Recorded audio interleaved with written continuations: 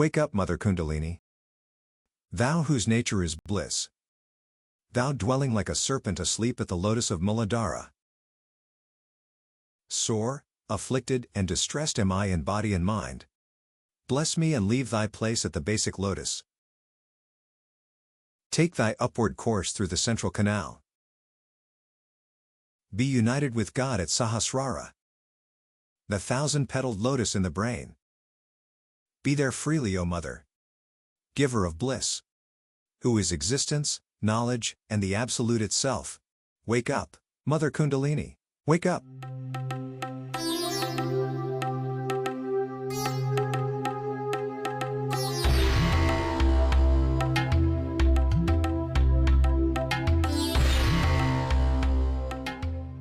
Hello, and welcome to the second episode in this series on awakening the chakras. If you missed the first introductory episode, go back and watch that one to get a feel for how we're approaching and understanding all of this. This episode will cover understanding the first chakra, the Muladhara chakra, or the Church of Ephesus in the Bible, and the root chakra in Western society, which is the color red. The basic lotus located at the coccyx at the base of the spine, or more deeply in the perineum. As you can see on the screen, this center is also known as one of the three dantians in Qigong and various other Chinese systems. I have many other theories in mind that I'd love to do as well, like the science of the zodiac, explanations of the different dimensions, science of numerology, planets and tarot, and the different spiritual bodies. Since there's so many new subscribers here, I understand that you may not have been following my videos.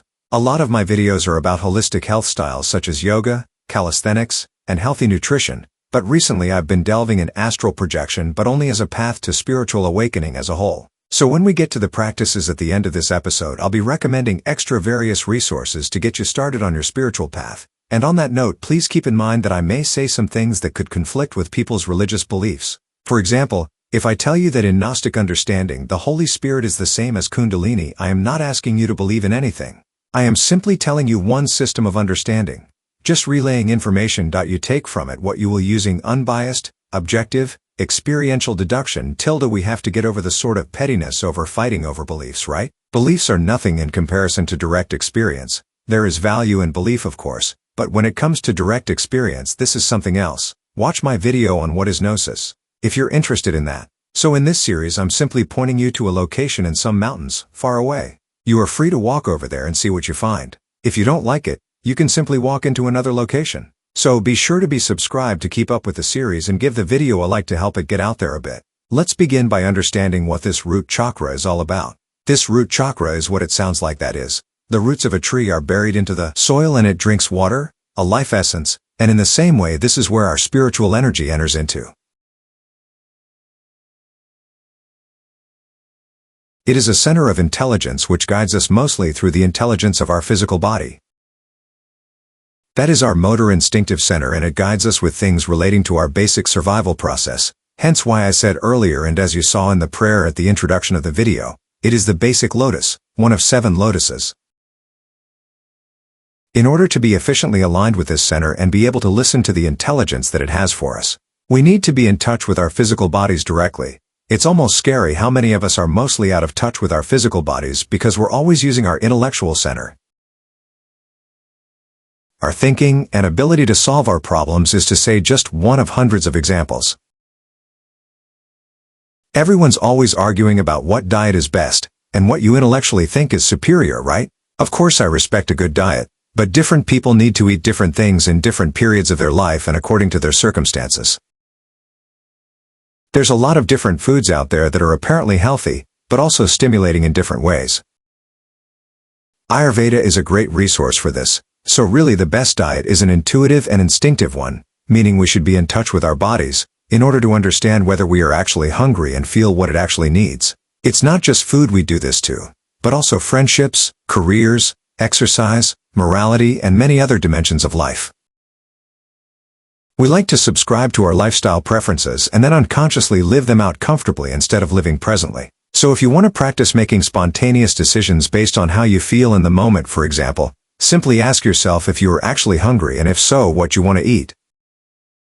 You have to have a silent mind for that and not answer yourself mechanically and egotistically. This is intelligence, but it seems strange to the intellectual mind to just wait for silence to answer. But really, it's a more efficient way to live, to listen to the guiding voice of silence. So the bigger point here is that when we receive this cosmic Muladhara energy that comes into the root chakra, we play around with it like children, using egoic likes, dislikes and preferences instead of listening to its guidance and let that energy manifest in our life in ways that it should. If we did listen to it, we would absolutely be able to live a better quality life. This isn't so much a very spiritual chakra.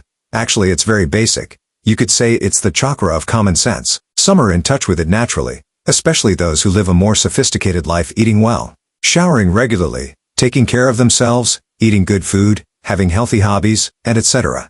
This chakra is about safety, security, health, stability, and generally having the instinct to survive and provide a safe home for yourself and family. A balanced root chakra is to thrive and have a good life.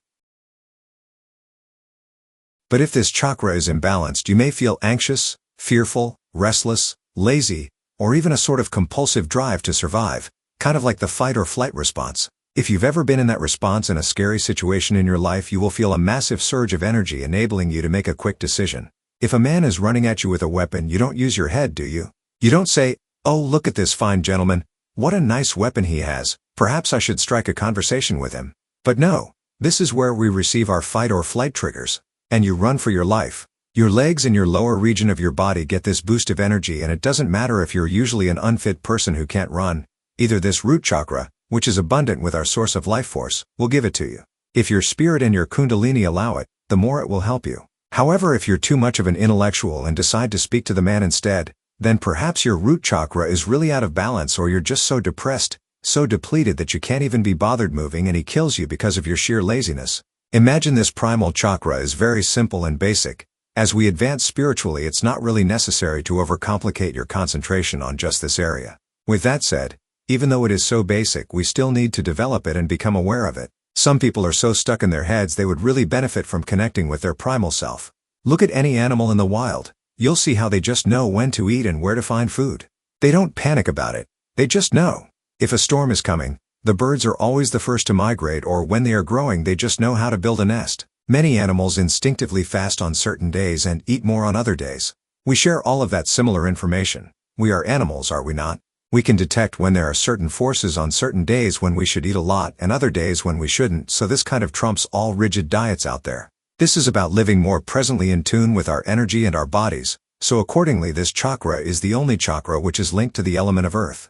If this chakra is overactive, a person may also be in this compulsive state of survival. A lot of people today are stuck in this root energy center. All of us, including myself, are stuck in some way. We have some challenges, but it's very common for most people to be stuck here. Especially people who are sort of obsessed with watching the news. You know, people who are really emotionally strung with keeping up with government activity, economics, crime and consumerist lifestyles fit in this category of being stuck. Our root chakra thrives off of this energy. People find it exciting when world affairs are happening because it gives them a reason to live. Centuries ago, when life was simpler, we grew vegetables on the earth and hunted animals. We were hunter-gatherers. With a lot more simple lives, all of our focus could stay on keeping alive in a healthy way. But since we live in a time of convenience, our primal selves have now been diverted to issues collectively. People watch the news with this sort of hunter-gatherer survival mindset. I'm not saying watching the news is bad, but I'm saying if you want to have a certain level of advancement in spirituality, you should definitely limit that and also be mindful and detached when you do encounter worldly information like that. These things are ultimately not important to you spiritually as an individual. Exactly how many world issues have you been deeply egotistically concerned about which actually affected you directly? You might not agree with this, but truly we are living in a time of great insanity where people are walking in beautiful green parks on a lovely day but are playing stories in their head about the world, and they're not paying attention to the real world around them. Instead, they're immersed in a world of depression and dreams in their head. If you want to be concerned about that, be concerned, but don't carry it around with you and make it who you are. Wherever you go in this world, there's much more to life than all of these problems and crises. They're also just temporary and fleeting. We can use COVID as a good example. Many people developed major mental difficulties with coping with COVID, but has it actually affected them directly? Definitely it has affected us all, myself included, but I also don't personally see it as something where my life has been attacked, like a foreign enemy has done something to me. I choose not to victimize myself on a personal level or wallow in self-pity about the situation and the limitations that have entered my life. These are important egoic traits to look out for because if we don't look out for them, our mental health and spiritual identity breaks down. While forgetting COVID for a moment, we should realize that any kind of circumstance could change our life at any moment, and we have to rise to being adaptable and unattached to our daily lives. We feel threatened when we are severed from things such as our routines. Then we seek to blame things and turn them into problems and make them into a living war. There's always a war, right? Collectively, the war on drugs, the war on crime, the war with other countries. The ego is in a survivalist state of, I must win. But think of different situations that could happen in your life that would overshadow all of the world crises happening. Something could happen to a family member or could happen to you.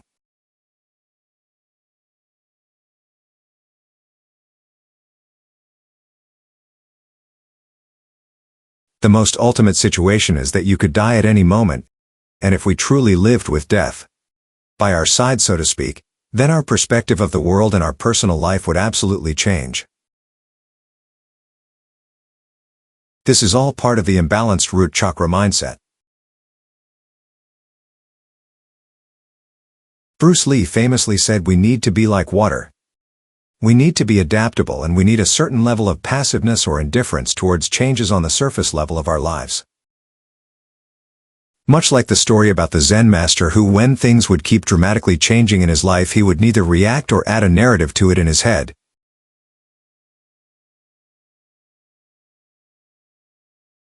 But instead he would just say, "Is that so?" Even when someone gave him a baby that wasn't his.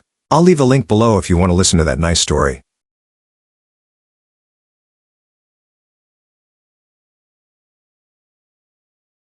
So, in order to awaken spiritually, to start to raise Kundalini, to start to climb higher within ourselves, we must continue to gain a bigger picture of life. It's to always transcend in higher perspectives, and from the point of view of a higher perspective, the problems that existed when we were in our lower perspectives suddenly make a lot more sense.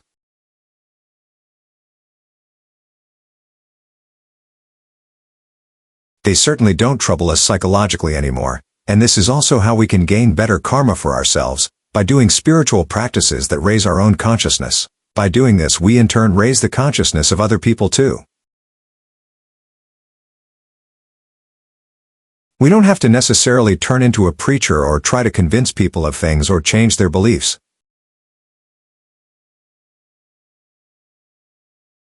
Your own silence and presence becomes enough. This is also how our root chakra controls our thoughts through the third eye and crown chakras, by telling our higher centers to only be concerned with primal survival, and thus the root chakra sends images into the mind's eye about all of these things. This is why I view the lower chakras as somewhat inferior.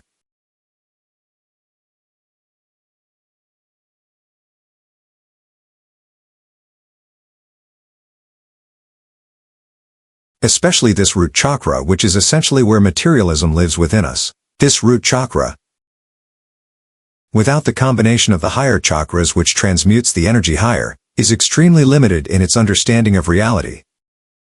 It can easily master physical life processes and become a great and respected employee in society with good morals. But when it comes to the spiritual people stuck in this chakra, one cannot begin to even try to understand spiritual reality.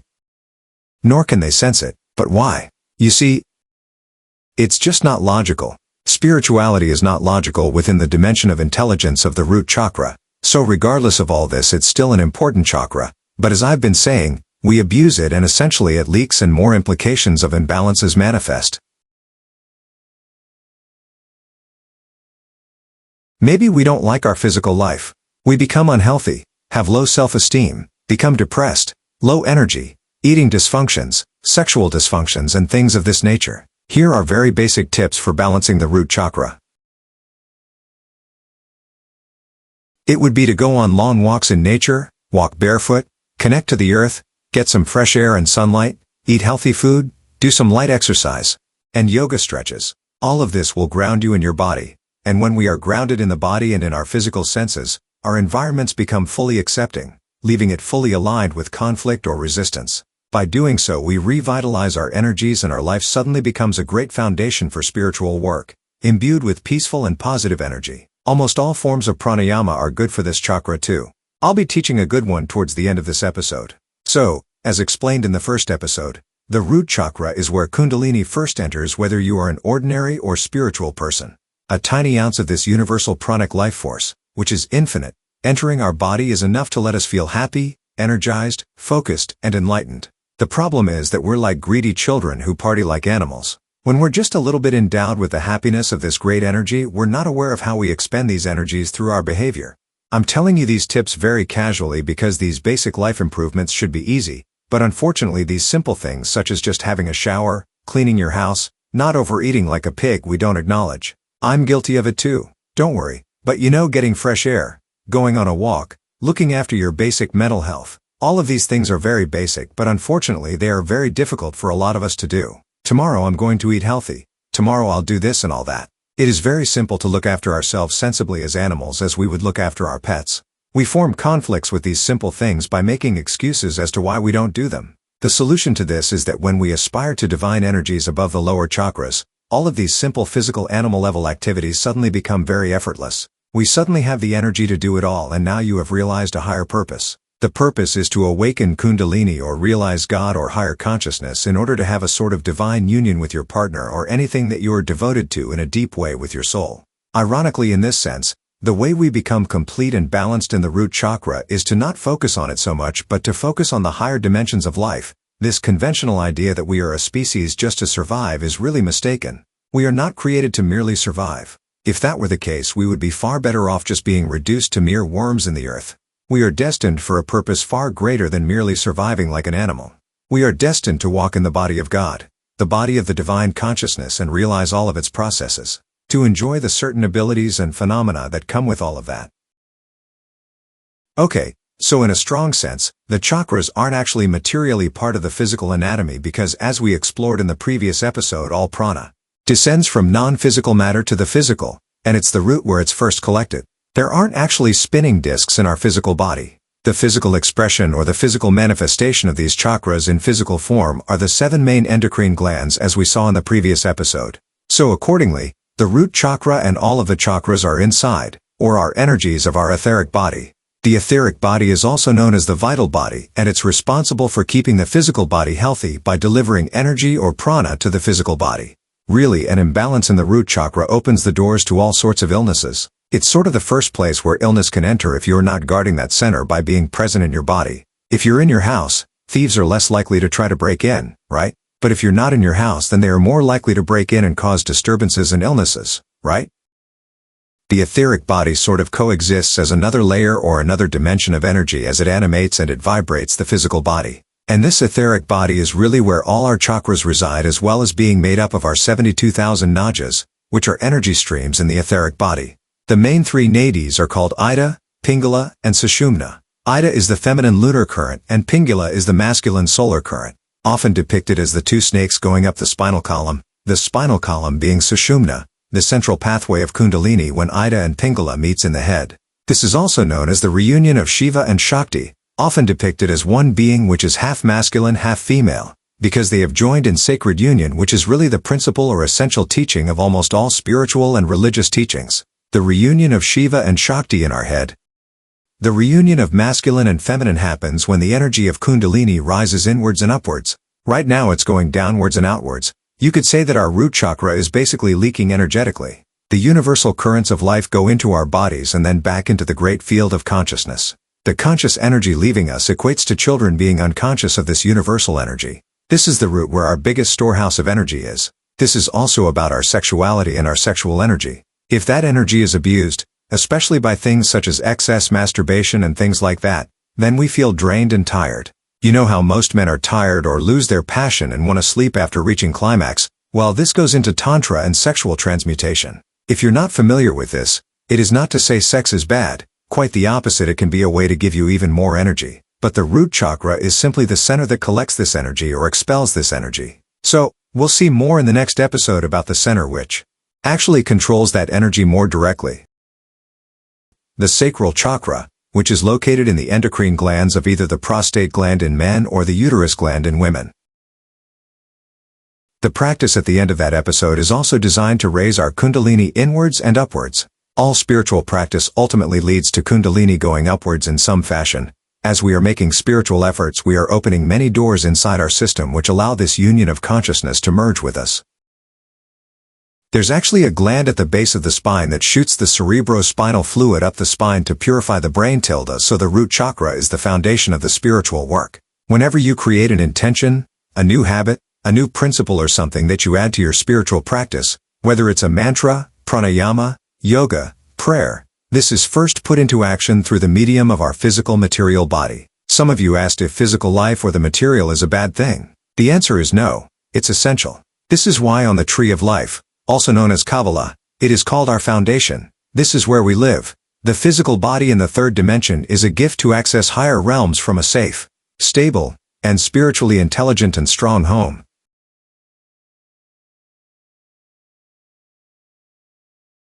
Look at an actual foundation of a house. If you have no spirituality, you likely have a house without a foundation and are just a fragmented consciousness blown by the wind in every direction. But if you have a deep foundation steady, rooted in your being, you live peacefully, like being in the center of the eye of the storm instead of being in the storm. And if you're in the center, you're able to watch experiences go by, watch life go by and not clinging to anything. This is where permanent integrity can be born and be anchored in the present moment and in our center of gravity. As an individual, this is how we grow, rather than being blown away by the currents of collective energy and the conditioning that we've accumulated from the conditionings of that in our egos. Through empowering this root chakra and getting in touch with it, we begin to feel at home within ourselves. A lot of people are always seeking to find a comfortable home externally in this difficult life, especially in the situation of this planet, but no place outside of ourselves, however nice, can ultimately be home. The only home you ever inhabit is your own body, your own source of creation, and when you feel at home with that, then home is anywhere. Before I get on to the practices for those interested in biblical references to the root chakra, which is the Church of Ephesus in Revelation, here's one important part. It says, "To the angel of the Church of Ephesus, the one who holds the 7 stars in his right hand, who walketh in the midst of the 7 golden candlesticks, I know your deeds, your labor, your patience, I know you cannot tolerate evil. Nevertheless I am somewhat against thee, because thou hast left thy first love. Therefore always remember how far you have fallen and repent and do the first works. Or else I will come to thee and remove thy candlestick out of its place." The angel is that intelligence within this region of the Church of Ephesus, our root center, which holds or powers the 7 stars and 7 golden candlesticks, which of course refer to the 7 sacred fires of Kundalini. It's acknowledging that yes, this is a pure and abundant center of intelligence always producing life energies for us tirelessly, even though we live in ignorance and abuse of it.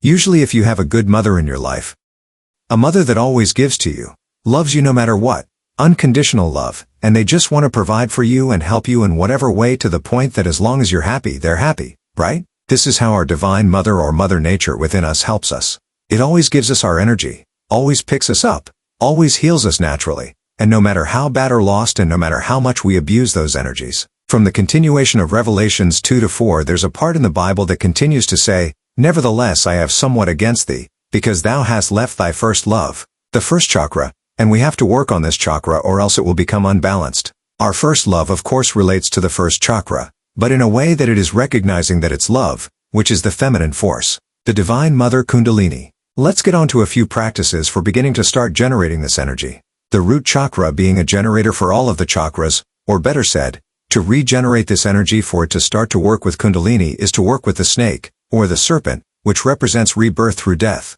Of course not physical death, but spiritual psychological death. As a disclaimer, all of the practices that will be given in this series are one of the most safest and natural out there. They have nothing to do with trying to forcefully pull energy up the spine or trying to force anything for that matter.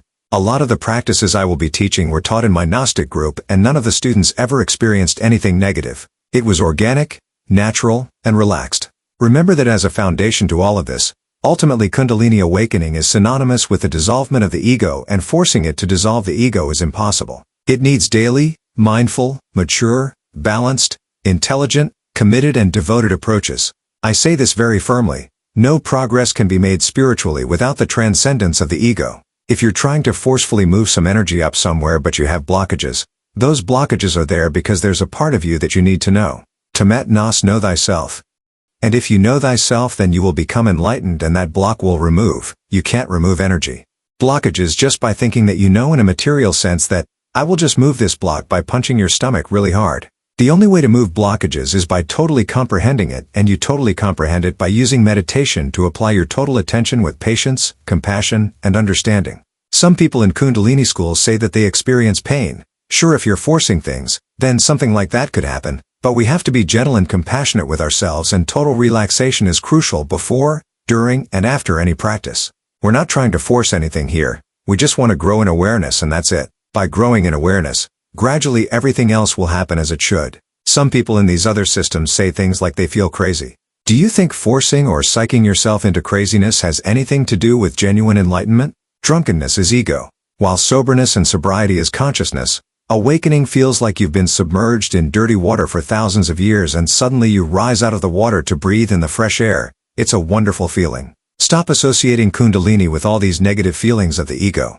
It's pure bliss, for a lack of better words. In some kind of way, for some people, they may feel a bit crazy if they have been extremely submerged in a big and strong ego that has been in darkness for too long. They might have a little shock because their egoic thoughts of the world are breaking down, and they're slowly realizing there's a whole other world they never knew existed, and if their ego is big still, then their reaction will be just as big. It would seem that instead of being at peace with awakening and accepting it, they react to it with more ego, and so don't really come out of the surface of the water in the end, until they persist in their practice. But this only usually happens when one forces themselves in some way. Authentic awakening only comes to those who are willing to surrender their ego. I'm saying don't put so much expectation in the end result, thinking that some wonderful things are going to happen. Are you going to awaken clairvoyance, clairaudience, or have all these astral projections? Possibly. But nonetheless, just enjoy the practices in a balanced way daily while enjoying life happily with gratitude and appreciation for your existence. This is a fundamental approach to all of spirituality. When you live in this sort of grace of love and devotion, learning not to expect too much, then experiences will come to you and you won't cling on to them.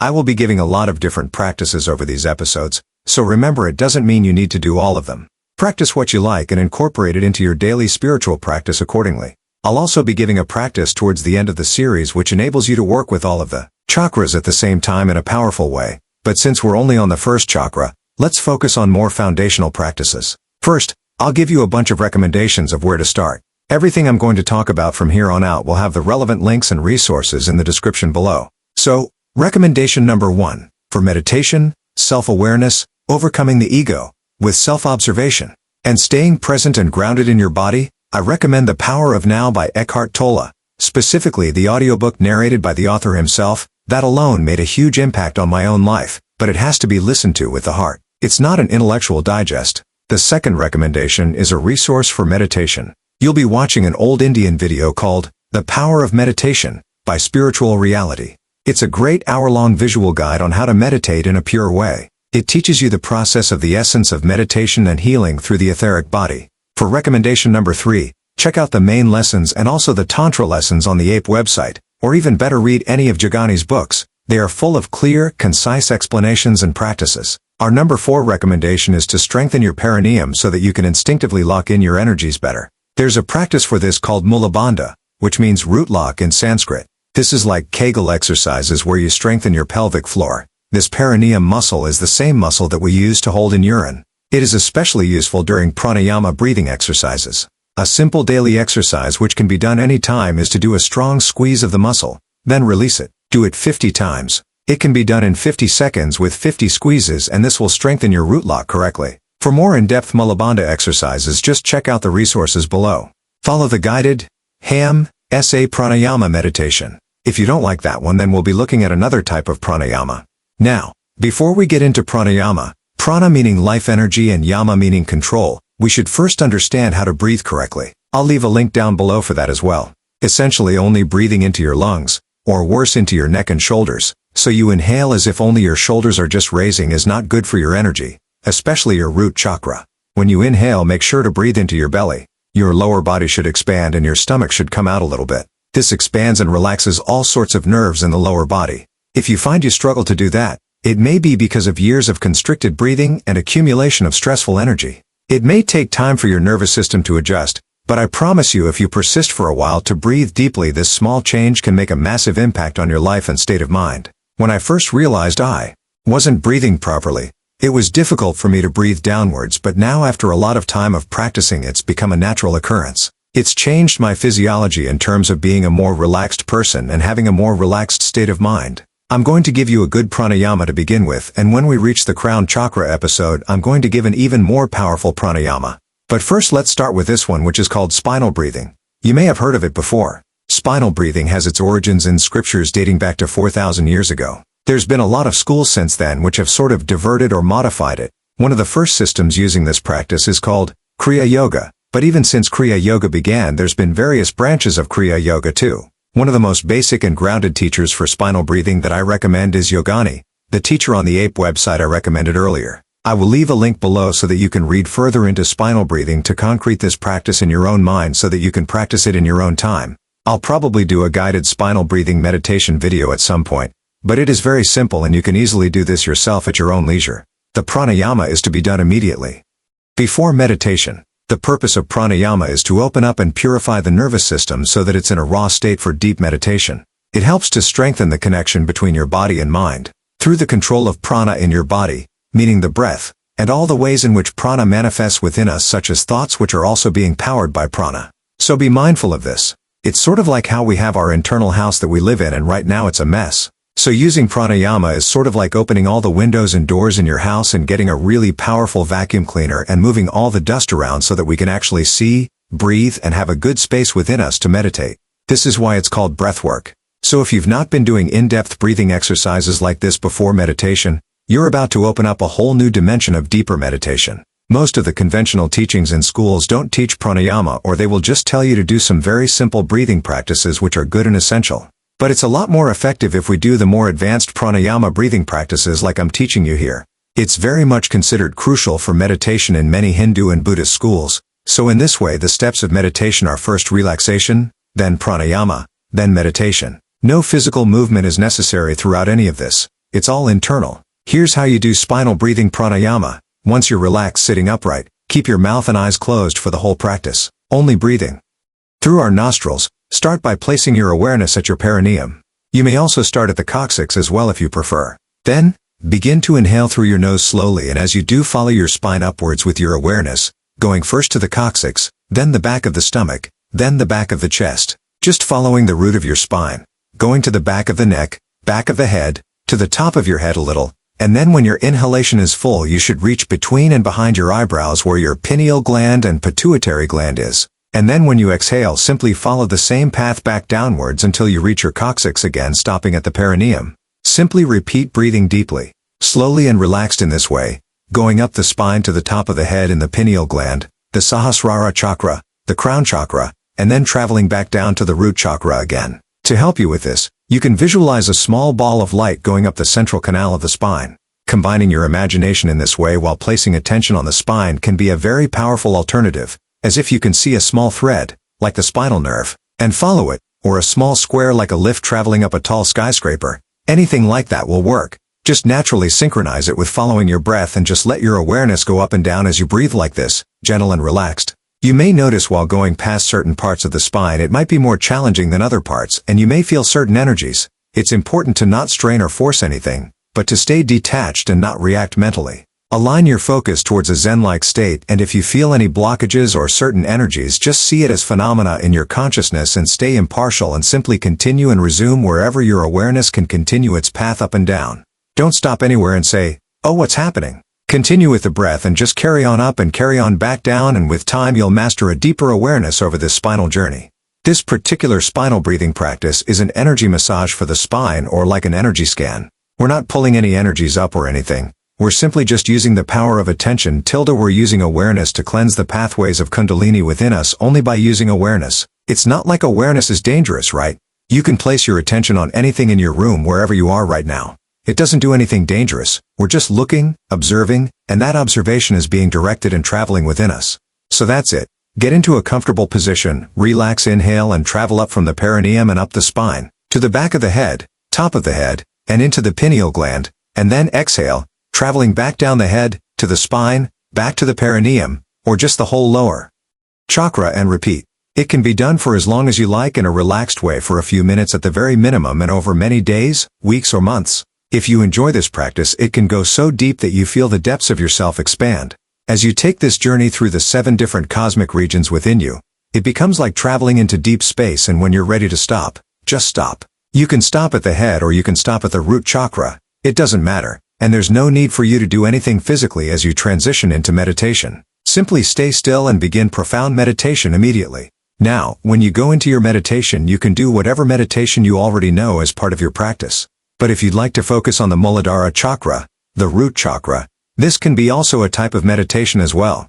You can simply just focus on this part of your body, peacefully placing your awareness on it for long periods of time and deeper meditation without losing focus or being distracted by thoughts. If the thought comes in, you remain impartial and just place awareness back on the chakras. Simply focusing on the root chakra is a way to balance this chakra, and it will also help you to sit in meditation for longer periods of time effortlessly. You'll learn to merge into the very act of just sitting, just being. And this is why a lot of mainstream spiritual teachings always first, of course, just focus on sitting, just breathing, just being. It's so important to build a foundation with our being. It allows you to sit for long periods because this chakra is a source of energy that revitalizes the body, and in many ways it restores it in similar ways regular sleep does. Meditation in this way is also known as conscious sleep. If you feel tired or your attention is all over the place and you're struggling to focus, simply squeeze your perineum muscle a little bit and sort of suck in energy inwards and upwards. Just a bit. You should naturally feel a surge or boost of energy just from a little inhale while squeezing and inhaling upwards and inwards. Now, if you'd like to add an element to this meditation, you can choose from 2 mantras which are directly related to awakening the root chakra. The first one is the sound of the hiss of the snake, which is the sound of the hiss of the snake. Just repeat this while focusing on the perineum. You can focus on the coccyx at the same time too, or just the general region of the lowest part of your body, and experiment with the energy it creates. Just repeat the sound of the hiss of the snake and then inhale with the sound of the hiss of the snake. The other mantra is a set of 3 sounds.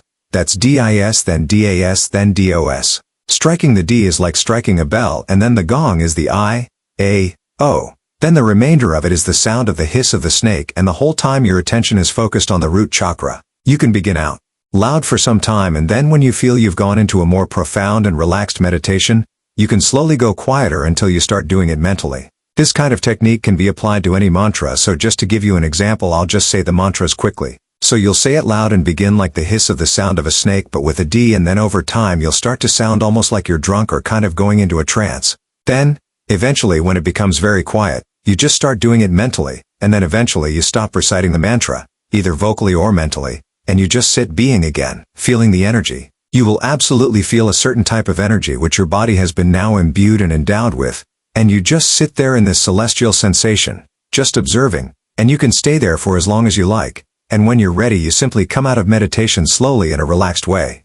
In a centered and grounded way, you can just vocalize it or you can just do it mentally. It's up to you. If people are in your house, then of course you can just do it all mentally too. But doing it outwardly is also good because it generates more vibrations into the body. Remember that the body is mostly water, and the molecular structure of water can be modified very easily through our vibrations and sensations and actions and emotions through placing our attention on it. So to describe a little bit about this mantra, the hiss with a D connects the chakras of the head to your root, while the hiss with a D and A and D and O connect your chest and heart areas to your root respectively. Remember, as I've been saying, we need to develop these superior chakras in superior ways. For both of these mantras, and especially if you're a very visual person, you can visualize a red circle or a disc spinning clockwise at the base of your body, so that's from left to right. Okay, and you can feel it there, you can see it there spinning in your mind's eye whilst you're doing the mantra visualization. Interestingly, these mantras can also be used mentally during sexual union with your partner in order to gain control over your sexual energy.